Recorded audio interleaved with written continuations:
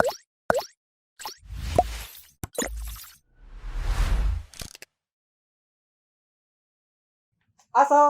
warahmatullahi wabarakatuh. Halo sobat-sobat Kesmas yang ada di rumah. Welcome back to Obsesi, obrolan seputar kesehatan masyarakat. Waduh, excited banget nih buat ikutin konten-konten obsesi yang lainnya.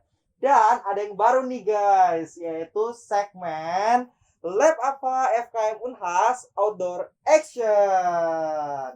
Dan seperti biasanya, Lab Apa FKM Unhas selalu menghadirkan pokoknya narasumbernya itu oke, top Marco top deh. Nah, beliau adalah salah satu dosen dari Fakultas Kesehatan Masyarakat Unhas, khususnya jurusan promosi kesehatan. Langsung saja kita undang, ada Ibu Surya. Halo Bu, selamat sore. Sore. Gimana kabarnya, Bel? Alhamdulillah Bu, baik. Kalau Ibu gimana Bu? Iya, alhamdulillah baik juga. Apalagi lagi suasana Ramadan Bu, udah sore-sore, tapi tetap masih semangat kan Bu? Harus, Bel. Harus. Walaupun sebenarnya udah mau buka puasa, tapi tetap harus semangat. Iya, betul. Oke. Nah, jadi Bu, topik kita ini nggak kalah menarik dari topik-topik yang ada di channel Lab Apa FKM Unhas, yaitu adalah bullying.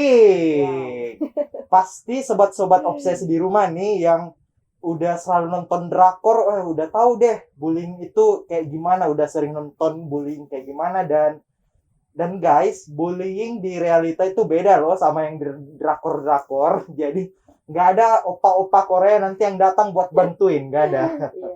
Tapi Bu, bicara tentang bullying, mungkin ada sobat-sobat obsesi di rumah yang belum tahu sebenarnya bullying itu apa sih?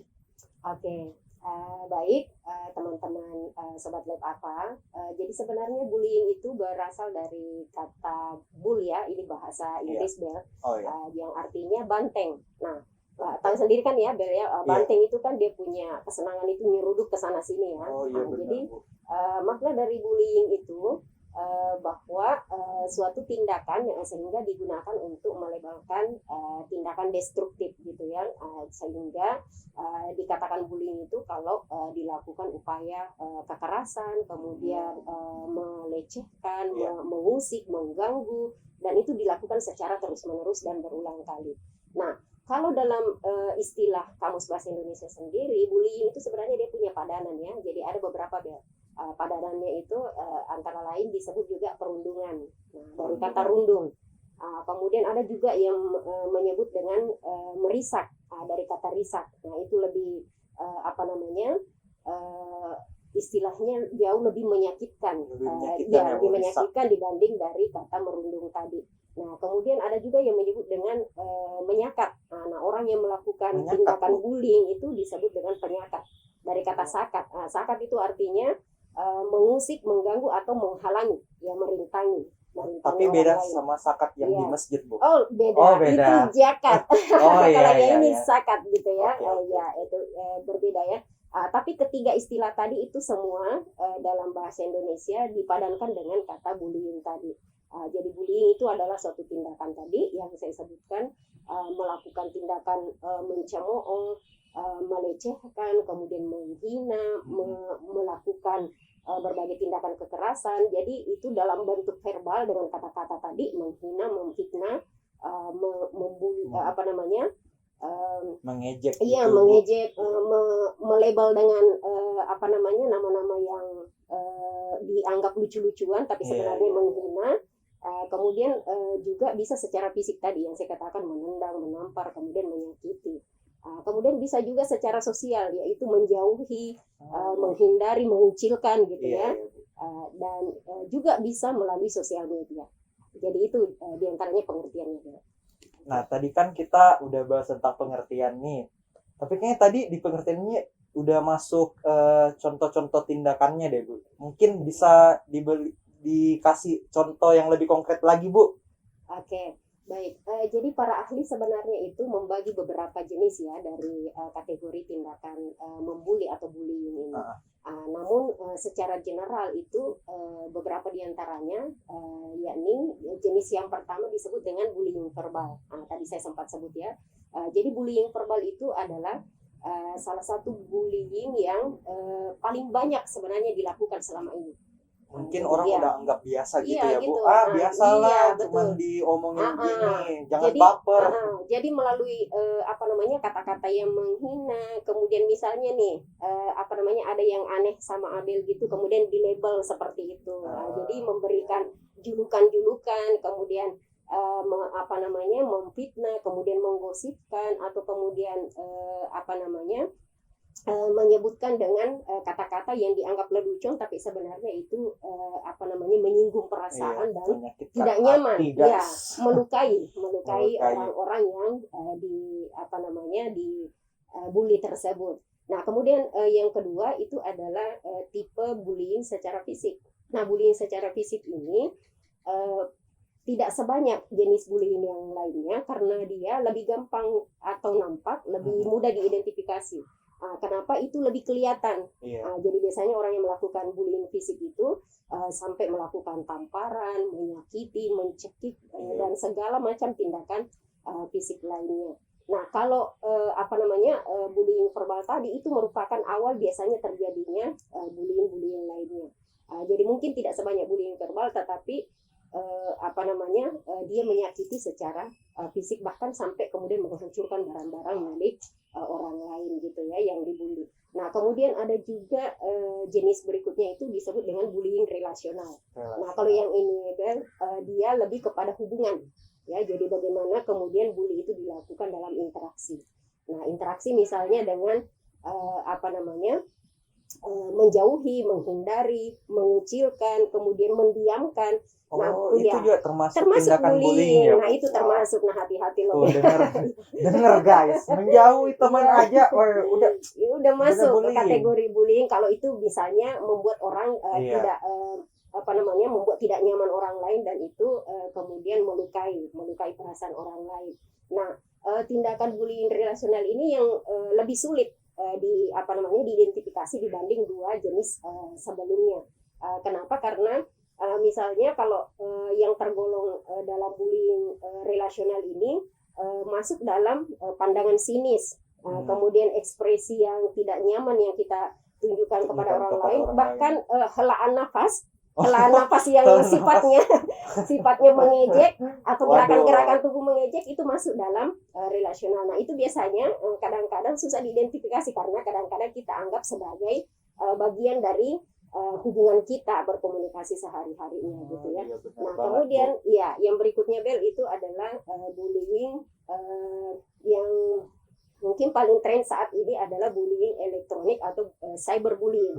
Nah, iya betul. Nah, yang tergolong ini Bel itu biasanya kalau misalnya kita melakukan pelaku itu melakukan bullying melalui media elektronik seperti komputer, handphone, kemudian chat, email gitu ya. Nah, juga kenapa dikatakan cyberbullying? Nah, karena itu banyak yang lagi tren saat ini melakukan bullying melalui sosial media seperti Instagram, FB, kemudian WA dan sejenisnya. Apalagi TikTok nih yang pasti sering di-scroll sama sobat-sobat obsesi. Gerakan-gerakan yang dianggap lucu-lucuan tapi menghina orang lain itu sebenarnya terkategori dalam bullying itu. Nah, yang terakhir Bel, ternyata ada juga itu ahli yang menggolongkan bahwa pelecehan seksual ternyata itu tergolong dalam bullying. Kenapa? Karena bisa terlontar kata-kata secara verbal maupun tindakan agresif gitu. Banget tuh. Itu diantaranya jenisnya Bel. Mungkin ada beberapa kategori yang lain, tapi itu yang lebih umum dan banyak diketahui selama ini dan terjadi. Waduh, dengar penjelasannya Ibu, saya malah kayak tertampar Bu. Mungkin salah satu dari sekian yang sudah disebutkan. Jangan-jangan aduh. Bagaimana kalau sobat-sobat obsesi di rumah? Jadi makin sadar ya guys. Semoga enggak, amin. Apalagi ini di bulan Ramadan. Aduh, jangan deh pokoknya. Kalau di bulan Ramadan itu biasanya yang secara religius istilah yang digunakan itu ghibah. Gibah itu mungkin tergolong dalam bullying verbal. Gitu ya. Kita ngomongin orang, menggosip, memfitnah dan sebagainya gitu ya. Jangan ya, ini lagi bulan puasa. Betul. Memang gibah itu selalu bikin tergoda tapi harus dihindari guys. Dosa. Nah Bu, sekarang kenapa efek bullying terhadap kesehatan itu sebenarnya apa sih kaitannya terhadap kesehatan Oke, terhadap seseorang? sangat berat dampaknya ya, Bel. Ya, kenapa? Karena itu bisa menimbulkan gangguan mental. Nah, gangguan mental ini bisa menjadikan korban itu sampai cemas, depresi, Anxiety, bahkan ya, ada yang sampai susah tidur, ada yang insomnia, mengalami trauma, ada yang menyakiti diri sendiri, bahkan ada yang pernah bunuh diri loh, Bel. Nah, sangat bahaya gitu ya. Jadi dampak lainnya adalah bisa membuat si korban itu kemudian menghindari lingkungan sosialnya, kemudian tidak mau kemudian berangkat ke sekolah atau tidak mau bekerja. Nah, kemudian yang paling parah sebenarnya itu kalau sampai korbannya itu akhirnya berganti atau beralih menjadi pelaku gitu. Nah, itu sangat bahaya sekali, dan ini masuk ke dalam mental disorder. Nah, makanya itu sangat tidak sehat. Jadi tolong dijauhi. Iya, dijauhi guys. Jangan dong. Kita harus memutus rantai bullying. Jangan sampai kita malah kayak anggap biasa aja gitu. Jadi jangan baper lah, jangan baper. Padahal kan itu bentuk bullying ya, Bu. Betul sekali, Bang. Nah, tadi kan udah efek kesehatan nih, Bu. Sekarang kaitannya dengan kesehatan masyarakat. Oh iya, oke. Jadi gini ya, Bel, di public health itu kan definisi sehat itu adalah sehat secara fisik, mental, sosial, dan produktif. Ya. Nah, kejadian bullying atau perlakuan tindakan bullying ini kan merusak semua aspek tadi. Jadi orang yang membuli itu bisa membuat orang lain menjadi bermasalah secara fisik, kemudian mentalnya apalagi menjatuhkan mentalnya korban, kemudian hubungan sosial juga terganggu, dan itu bisa berdampak kepada produktivitas.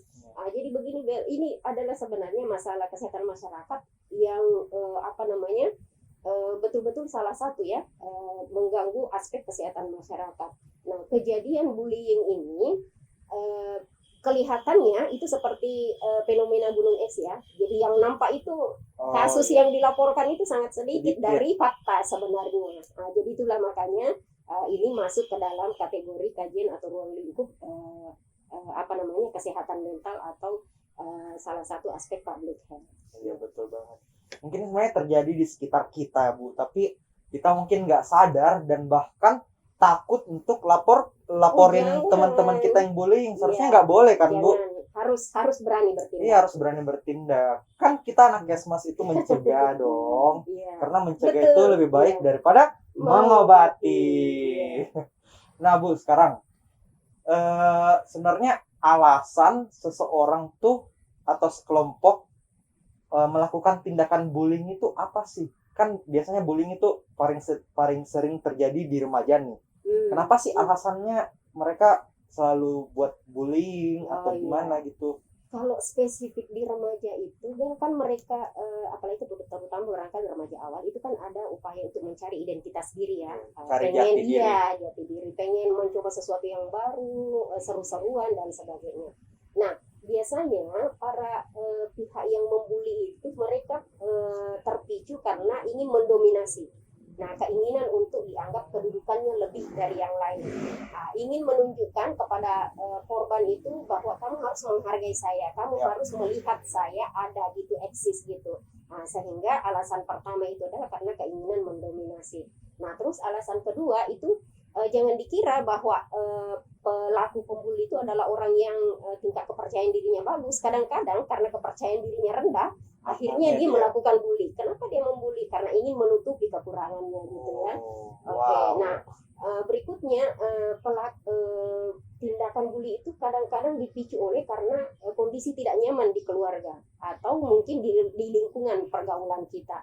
Nah, tindakan bully itu dilakukan sebagai pelampiasan karena tidak mendapatkan perhatian dari orang tua kah, atau barangkali dia tidak mendapatkan perhatian dari orang yang harusnya memberi perhatian kepadanya, sehingga tindakan bully itu dilakukan sebagai cara untuk menarik perhatian gitu. Nah, itu salah satunya. Nah, kemudian yang lain juga yang memicu itu kalau kita pernah jadi korban, Bel.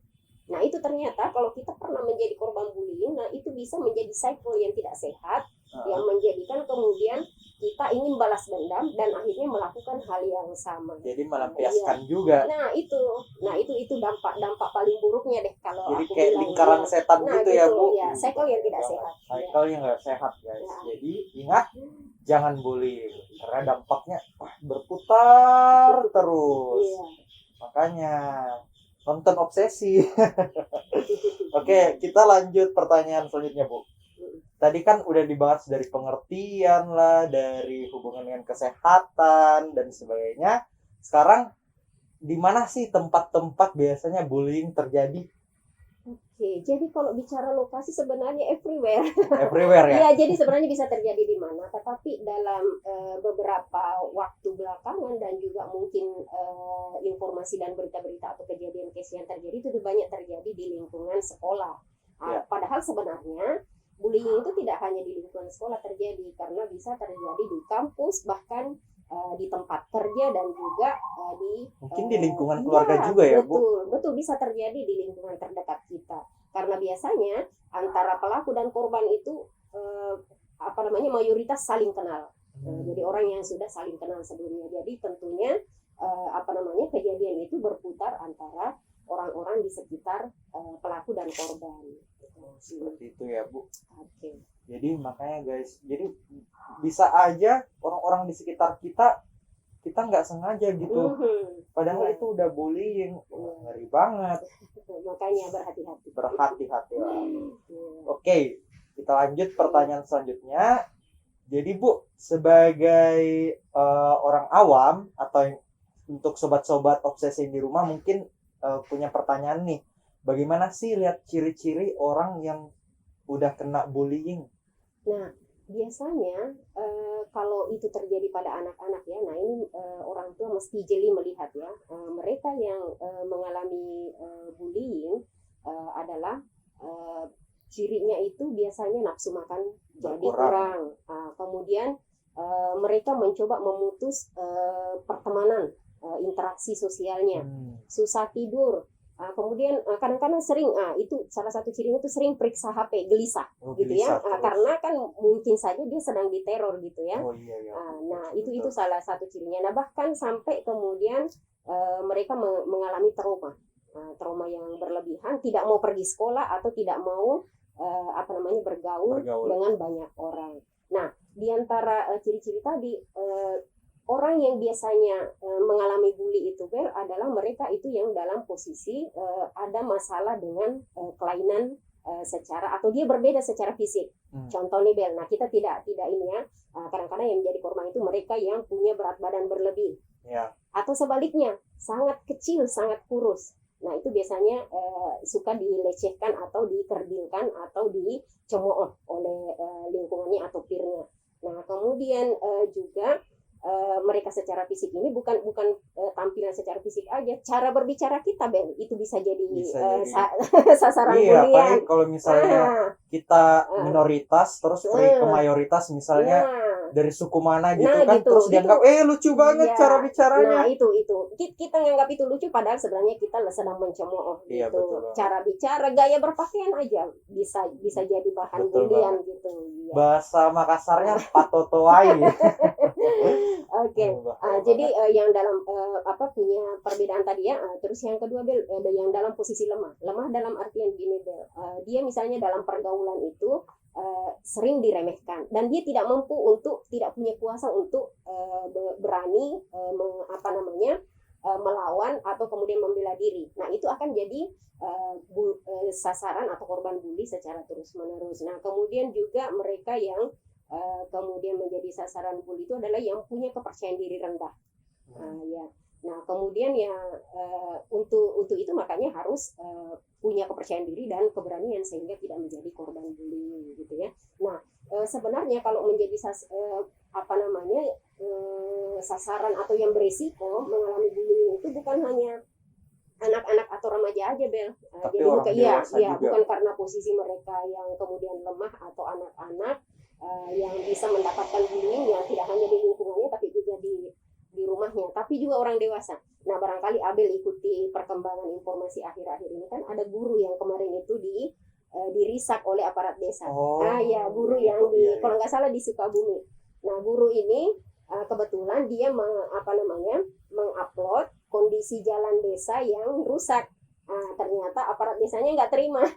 Nah, akhirnya biasalah dia orang ya, tujuannya baik, tapi ada orang pasti. ya, sudah. Nah, ternyata akhirnya itu kemudian diidentifikasi sebagai salah satu bullying verbal gitu ya. Memang tidak sampai ke fisik, tapi itu sangat mengganggu mental.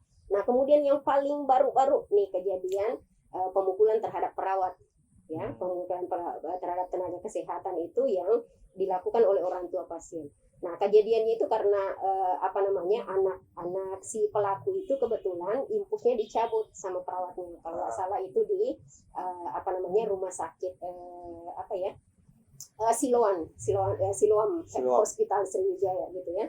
Nah, jadi baru kemarin kayaknya udah viral informasinya di media manapun itu disiarkan.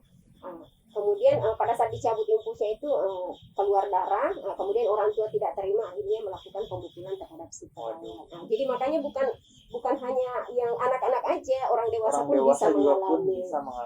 Dan tidak selalu bahwa yang dibully itu anak sekolah, bisa jadi adalah guru gitu ya. Nah, kemudian dalam antar peran dan pelaku dari bullying itu ada beberapa istilah di situ Bel yang kemudian bisa kita kenali dan kita sampaikan kepada sahabat-sahabat dia. Nah, dalam kejadian bullying itu ada yang disebut dengan the bully. Nah, the bully.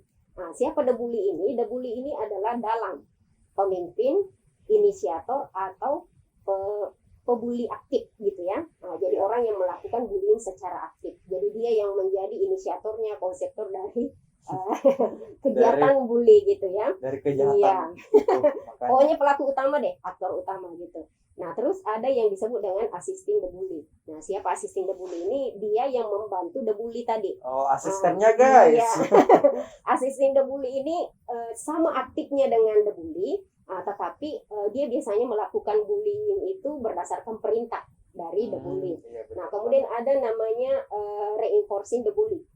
Nah, reinforcing the bully ini adalah mereka yang mungkin tidak ikut memukul, tetapi dia ikut menertawakan, mengambil gambar, memanggil orang untuk ikut menyaksikan bullying. Nah, itu namanya reinforcing the bully namanya. Nah, kemudian ada lagi yang disebut dengan defender. Nah, defender ini adalah penolongnya korban. Koreanya, guys. Iya, jadi defender ini biasanya yang kemudian membantu korban gitu ya, membantu korban bullying. Cuma kadangkala dia jadi ikut dibully juga, menjadi korban. Karena ikut membantu akhirnya dia juga ikut dibully. Nah, biasanya laporan kejadian bullying itu bersumber dari defender. Mereka yang membela korban kemudian menyebarkan gitu ya, supaya memberikan efek jerak kepada pelaku. Nah, kemudian ada lagi yang disebut dengan outsider. Nah, siapa outsider ini, Bel? Mereka adalah orang-orang yang bukan dalam komunitas perundung atau yang membuli tadi, ikut menonton tapi takut melaporkan. Jadi misalnya nih ada kejadian bullying di pinggir jalan, kemudian ada orang lewat, dia nonton aja tapi nggak berani melerai, nggak berani ikut campur, tapi juga nggak melaporkan karena dia takut resiko gitu. Nah, itu disebut dengan outsider. Hati-hati guys, kalian bukan outsider. Jangan jadi outsider. Lebih baik jadi defender deh. Nah, kemudian yang korbannya itu disebut dengan victim. Nah, victim ini itulah yang kemudian menjadi korban bullying, korban dari the bully gitu ya. Dan yang terakhir itu ada yang disebut dengan victim the bully. Nah, victim the bully ini adalah mereka yang tadinya jadi korban, kemudian berbalik peran menjadi pembuli atau menjadi pelaku. Itulah dia. Nah, itu lebih bahaya deh. Makanya hati-hati. Iya. Bahaya banget. Tadi udah dengar penjelasannya Ibu, kayak ternyata mudah-mudahan nggak jadi salah satunya ya. Iya, kalian nomor 1, 2, 3, 4. No. Janganlah, jangan jadi semuanya. Tapi emang sih Bu, kayak misalnya ya kayak di film-film, pasti yang satu, pokoknya pembulinya itu bertiga, yang satu di depan itu pasti yang the bully, yang 2 orangnya itu pasti asistennya. Nah, terus teman-temannya datang berkerumun, reinforcing. Nah, terus nanti datang opa-opa Koreanya, jadi defendersnya gitu guys, gampangnya. Tapi jangan lupa film itu dibikin kadang-kadang dalam kisah nyata loh. Bisa jadi dari kisah nyata dan kejadian-kejadian yang ada di sekitar kehidupan kita gitu. Oke. Nah, sekarang kan Bu, kita anak Kesmas nih. Tugas kita untuk mencegah. Iya. Jadi, bagaimanakah cara kita untuk mencegah bullying? Oke, cara untuk mencegah bullying adalah harus berani, harus tegas. Jika melihat kejadian melaporkan, gitu ya. Jika melihat kejadian melaporkan supaya itu tidak merembes dan berulang. Dan upayakan untuk kemudian tunjukkan prestasi gitu. Nah, karena biasanya kan para pembuli ini berani melakukan bullying karena dia melihat kekurangan kita. Iya. Jadi harus percaya diri, harus berprestasi, Tuh. berani melaporkan kalau ada kejadian, kemudian jangan membalas. Ya, karena kalau kita membalas maka itu berarti kita menambah rantai bullying tadi gitu. Ya, jadi ada banyak hal yang kita bisa lakukan untuk mencegahnya. Oke, itu guys tadi dengarkan, jadi harus berprestasi, jangan malas-malas kuliah. Jadi kalau dosennya suruh on cam, jangan off cam. Oke, guys, tetap walaupun kuliah online kan Bu, kan biasalah. Jadi kita harus tetap semangat tuh untuk berprestasi. Mungkin tidur kali Bel, makanya di off cam. Oh iya, makanya. Aduh, Ibu tahu aja nih Oke Bu, kita lanjut ke pertanyaan selanjutnya. Jadi apa sih yang harus dilakukan pada saat seseorang itu terkena bullying? Misalnya nih, kita aware, kayaknya aku dibully deh. Atau kita lihat teman kita, kayaknya teman aku dibully. Jadi yang harus kita lakukan apa? Oke, jadi mungkin kita harus berani untuk melaporkan kejadian, dan kemudian bagi orang tua yang misalnya anaknya dibully itu dia harus menemui orang tua pelaku gitu untuk membicarakan. Nah, kemudian untuk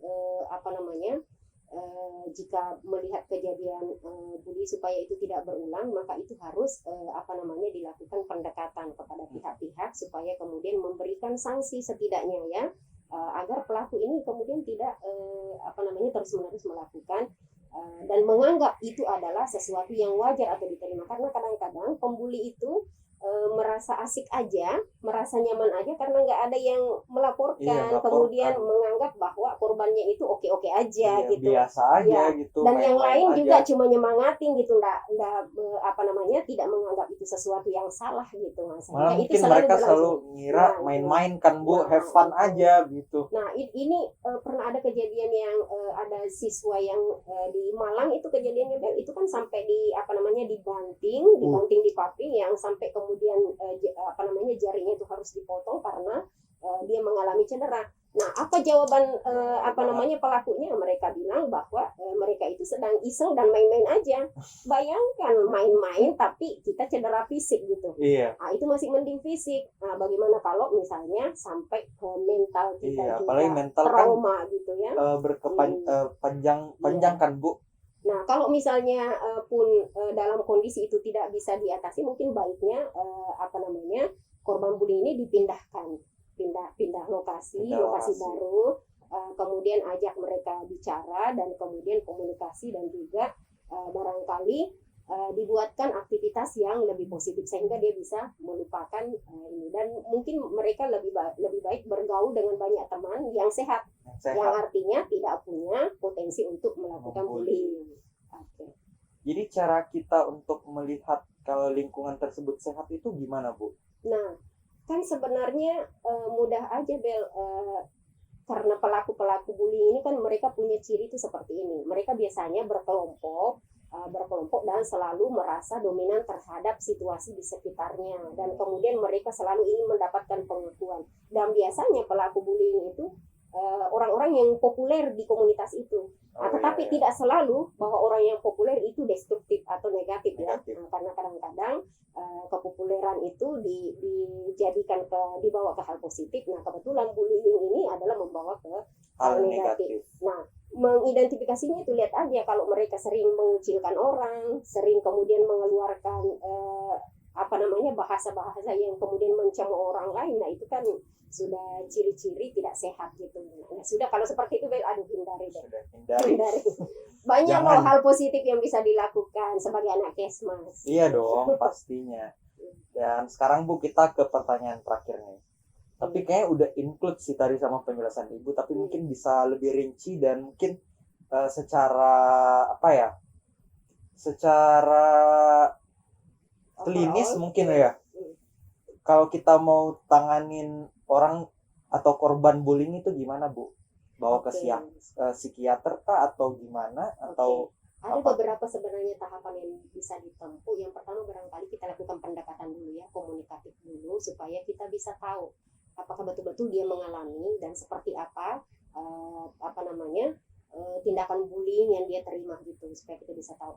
Nah sebenarnya kalau orang tua kepengen tahu bahwa anaknya itu dibully kan bisa dicek ya, misalnya lagi nonton TV kemudian ada kejadian ada adegan bullying, kita bisa tanya, adik mengalami itu nggak? Nah kalau misalnya dia tidak mau jawab, kita tanya pernah lihat itu nggak? Nah, supaya kita tahu bahwa ternyata di lingkungannya itu ada terjadi seperti itu. Nah itu jadi lakukan pendekatan. Terus yang kedua laporkan. Jadi iya harus dilaporkan, nggak bisa karena ini harus mata rantainya diputus, Bel. Ingat guys, laporkan, jangan takut, itu harus kalau salah lapor. Ya, nah terus yang kedua, kalau misalnya orang tua merasa anaknya mengalami bully, maka dia harus memastikan keamanan. Bagaimana caranya memastikan keamanan? Tidak boleh kita menyerahkan aja ke kampus, menyerahkan aja ke sekolah, karena bisa saja sekolah tidak setiap saat mengawasi. Nah, bisa dengan cara di waktu-waktu tertentu kita minta video call. Nah, jadi jangan melepaskan begitu saja. Kalau perlu antar jemput deh kalau memang sudah sampai mengalami bullying. Nah, berikutnya sampaikan kepada anak, sampaikan kepada korban itu jangan membalas. Ya, karena dengan membalas itu tidak akan menyelesaikan masalah. Dan yang terakhir itu harus mengatasi trauma. Nah, mengatasi trauma yang dialami karena sudah pasti deh korban bullying itu mengalami berbagai trauma. Jadi bukan hanya fisiknya aja yang terluka gitu ya. Iya, mentalnya juga. Nah, biasa kan kalau anak-anak itu sampai mengalami, ada yang sampai secara fisik dia lebam-lebam. Dia mengalami berbagai tindakan secara kekerasan secara fisik. Nah, itu jadi trauma itu bisa kita lakukan terapi dengan psikolog. Kemudian kalau perlu anak dipindahkan dari lingkungan itu, diberikan lingkungan baru dan diberikan aktivitas baru agar dia kemudian bisa pulih. Ya, karena dampak jangka panjang Nabel ini bisa menyebabkan lost generation. Kenapa saya katakan lost generation? Iya bisa. Gimana nggak lost generation, Bel? Kalau mereka mengalami dampak mental berkepanjangan, udah nggak produktif produktif dan bisa yang saya katakan tadi menyakiti diri bahkan sampai bunuh diri, kan jadi lost generation. Iya, kan? Betul banget. Oke, saya kira itu, Bel. Iya. Mudah-mudahan deh semua semoga hindari, pokoknya stop bullying. Betul. Semoga sobat-sobat obsesi di rumah nih makin aware lah tentang bullying, jangan takut untuk laporkan kalau misalnya memang melihat kasus bullying, dan bahkan aware kalau apa yang kita lakukan itu termasuk bully atau enggak sih. Jangan sampai kita jadi bullying. Gitu. Mungkin Bu ada closing statement nggak buat sobat-sobat obsesi di rumah tentang bullying?